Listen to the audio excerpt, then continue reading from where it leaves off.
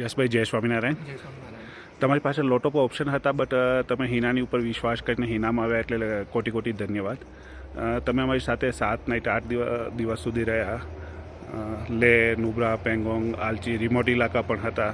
તો તમારો અનુભવ અમારી સાથે કેવું રહ્યું, ખાવા પીવા બાબત, અમારી હોટલ બાબત, અમારો સ્ટાફ બાબત, જે પણ તમારો અનુભવ છે અમારી સાથે સાझा કરશો. યસ. જે અમારા એક્સપેક્ટેશન હતા મુંબઈથી અને જે અમે મોટિવ્સથી આવ્યા હતા કે હિનામાં જવું છે, કેમ કે આપણને સર્વિસની ખબર છે કે હિનામાં કેવી સર્વિસ હોય, એ જ એક્સપેક્ટેશન જે હતા એનાથી પણ વધારે ફૂલફિલ થયા અમારા.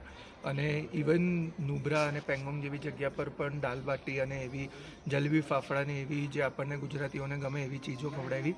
બહુ મજા આવી. સ્ટાફ પણ બહુ સારો છે. બદ્રીભાઈ પણ એકદમ જ કર્ટિયસ અને એકદમ હેલ્પફુલ છે.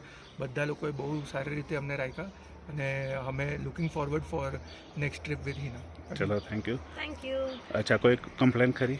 નહીં, કોઈ કમ્પ્લેન્ટ નહીં. સ્ટાફ બધું કોર્પોરેટ છે. સવારથી લઈને કોઈ પણ વસ્તુ જોતી હોય બધું એ લોકો એકદમ રૂમમાં આવીને સર્વિસ આપે છે. Everything is very good. Thank you. તો ફરીથી જલ્દીથી 2 થી 3 થઈને ફરીથી સેવાનો મોકો આપશો. Okay, thank you. ચાલો, મિચ્છામી દુક્કડમ.